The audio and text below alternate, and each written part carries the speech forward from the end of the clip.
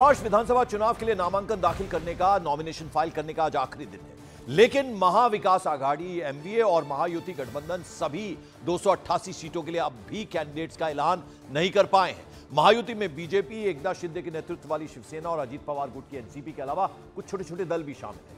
वहीं अगर महाविकास यानी एमवीए की बात करें, महाविकास आघाड़ी की, तो कांग्रेस, उद्धव ठाकरे गुट के साथ साथ शरद पवार गुट की एनसीपी के अलावा अन्य छोटे दल शामिल हैं।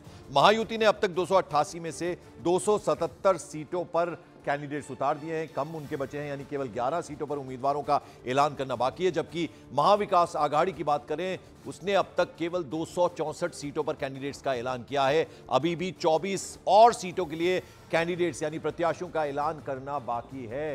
यानी पूरी जो कैंडिडेट्स की लिस्ट है, दोनों ही दलों की तरफ से अभी तक घोषित नहीं किए गए हैं। एक में 11 और दूसरे की बात करें, एमवीए की बात करें, तो 24 कैंडिडेट्स अभी भी फाइनल करना बाकी है।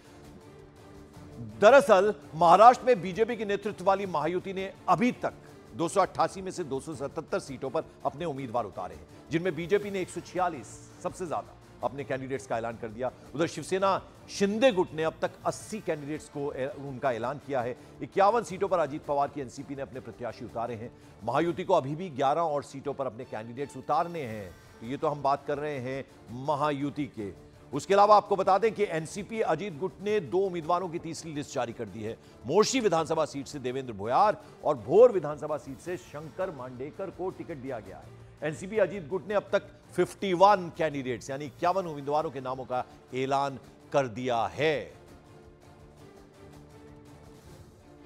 और उधर कांग्रेस, उद्धव गुट की शिवसेना और शरद पवार की एनसीपी के जो गठजोड़ वाली महाविकास आघाड़ी है, महाराष्ट्र में उन्होंने 288 में से अब तक 264 सीटों पर अपने कैंडिडेट्स उतारे हैं, जिनमें अगर कांग्रेस की बात करें तो 103 कैंडिडेट्स का ऐलान उन्होंने किया है। वहीं शिवसेना यूबीटी यानी उद्धव ठाकरे का जो गुट है, उसने 85 सीटों पर अपने कैंडिडेट्स के नाम घोषित कर दिए हैं। और वहीं एनसीपी शरद पवार 76 सीटों पर अपने प्रत्याशी उतारे हैं। एमवीए का 24 और सीटों पर यानी 288 टोटल नंबर है, उनमें अभी 24 सीटें बाकी है जिन पर कैंडिडेट्स का ऐलान करना अभी बाकी है। यानी दोनों ही दलों की हम बात करें तो कुछ उनमें अभी बाकी है, एक में 11, दूसरे में 24। उधर महाराष्ट्र के